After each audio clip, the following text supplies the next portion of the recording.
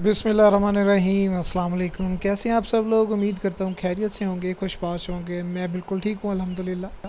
एक बार फिर से हाजिर हुए एक नई वीडियो के साथ। आज हम बनाने जा रहे हैं जी गोभी गोश्त। आज जो गोश्त हम यूज़ कर रहे हैं वो चिकन का होगा। पहले हमने मटन का भी यूज़ किया था, उसकी भी रेसिपी बिल्कुल मौजूद है। मैं आई बटन में भी उसका लिंक डाल दूँगा, आप जाके देख सकते हैं। बहुत ही मज़े का बनता है और बनाना भी बहुत ही ईजी है। वीडियो स्टार्ट करने से पहले जस्ट एक रिक्वेस्ट है, चैनल पे नए आए हैं तो चैनल को सब्सक्राइब कर लें और बेल के आइकन पर भी क्लिक कर लें ताकि नेक्स्ट जो भी रेसिपी की वीडियो डाल रहा हूँ फ़ौरन उसका नोटिफिकेशन आपको मिल सके। तो चलिए जी वीडियो स्टार्ट करते हैं और देखते हैं हमें किन किन चीज़ों की ज़रूरत है। सबसे पहले आप एक बर्तन में थोड़ा सा पानी डाल लें और अपनी फ्लेम को बिल्कुल मीडियम पे ऑन कर लें। इसमें आप प्याज ऐड कर लें और टमाटर ऐड कर लें। जितना भी आप बनाना चाह रहे हैं क्वांटिटी उस हिसाब से ऐड कर लें। मैंने 3 अदद प्याज लिए थे और 1 अदद टमाटर लिया था जिन्हें बारीक काट लिया था। अब इन्हें मैं इसमें एक चीज़ आप इसमें और ऐड करेंगे, नमक। 1 चम्मच के करीब इसमें नमक ऐड करेंगे, वो मैं भूल गया था लेकिन मैंने बाद में ऐड कर लिया था। हस्बे ज़ायक़ा आप अपने हिसाब से नमक ऐड करें 1 चम्मच। और फ्लेम को बिल्कुल मीडियम पे रख के इसको 3 से 4 मिनट के लिए आप पकने दें ताकि अच्छी तरह से प्याज और टमाटर गल जाएँ आपके। तकरीबन 3 से 4 मिनट मैंने इसको दिए हैं और देख सकते हैं हमारे जो प्याज हैं और टमाटर हैं वो अच्छी तरह से गल चुके हैं। आप फिर भी एक दफ़ा चेक कर लें, अगर इसमें थोड़ी बहुत और कसर बाकी है तो 1 से 2 मिनट इसे मज़ीद दे दें ताकि अच्छी तरह से गल जाएँ आपके प्याज।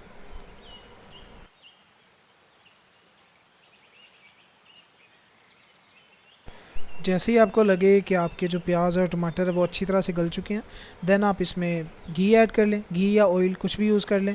जब मैंने देखा है कि इसका जो पानी था वो अच्छी तरह से खुश्क हो चुका था, देन इसमें मैंने घी ऐड किया है 1 कप के करीब। आप चाहे तो ऑयल यूज़ कर लें और इसको हमने अब अच्छी तरह से भुनना है।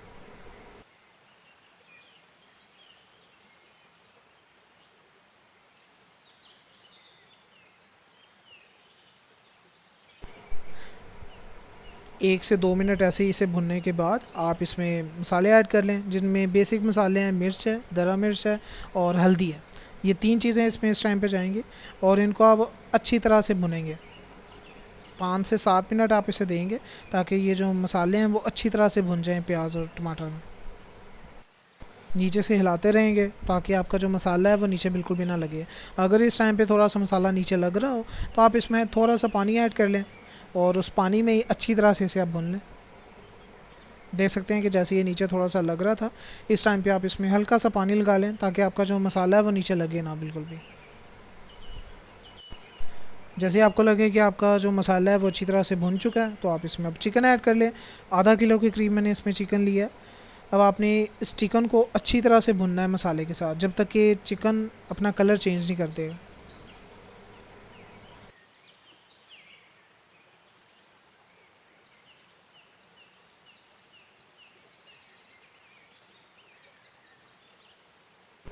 देख सकते हैं कि इस टाइम पे 3 से 4 मिनट मैंने इसको दिए हैं और चिकन ने अपना कलर अच्छी तरह से चेंज कर लिया था। इस टाइम पे इसमें आप दही ऐड कर लें। 1 कप के करीब इसमें मैं दही ऐड कर रहा हूँ और साथ ही मैं सब्ज़ मिर्चें पहले ऐड करना भूल गया था, आप इस टाइम पे ऐड कर लें।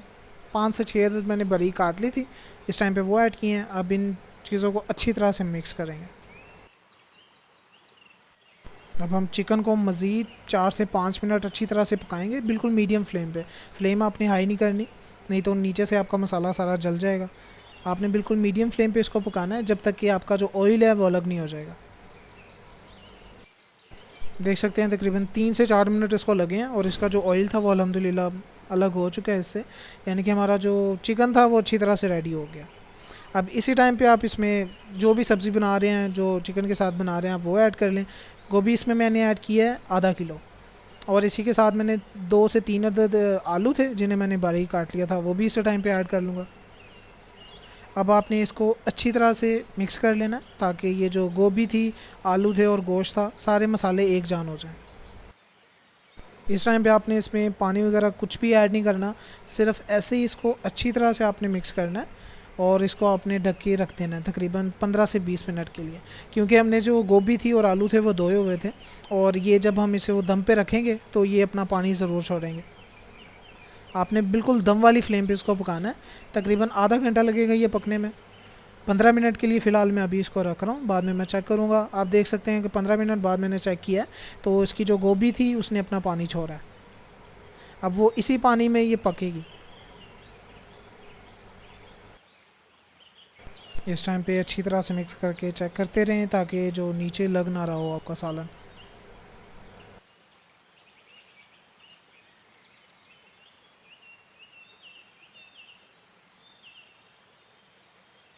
अच्छी तरह से मिक्स करने के बाद अपना आपने इसको मज़ीद ढक के 15 से 20 मिनट के लिए मज़ीद पकाना है। तकरीबन 15 मिनट के बाद मैंने चेक किया था, देख सकते हैं कि इसका जो पानी है वो अच्छी तरह से खुश्क हो चुका है और हमारी जो गोभी गोश्त है वो बिल्कुल रेडी हो चुकी है। बहुत ही सिंपल सी रेसिपी थी और बहुत ही इजी भी थी। आप देख सकते हैं कि ज़्यादा इसमें कोई मसाले ऐड नहीं हुए, कोई ज़्यादा इसमें टाइम नहीं लगा, बहुत सी झटपट सी ये बन गई है।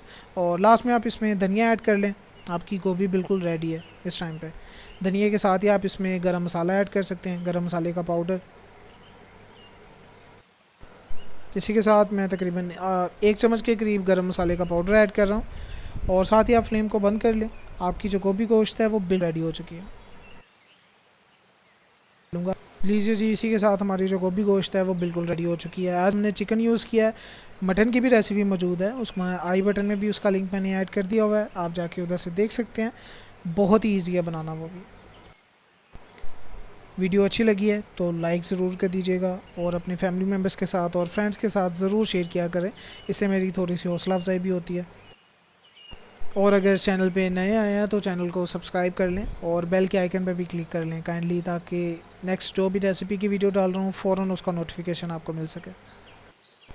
तो चलिए जी, मिलते हैं अब नेक्स्ट वीडियो में। तब तक के लिए अपना बहुत ज़्यादा ख्याल रखिएगा, मुझे भी अपनी दुआओं में याद रखिए। अल्लाह ताला आपको ढेर सारी खुशियाँ दे और आपको हर बुराई से दूर रखे। मुझे यानी अपने दोस्त उस्मान को दीजिए इजाज़त। अल्लाह हाफिज़।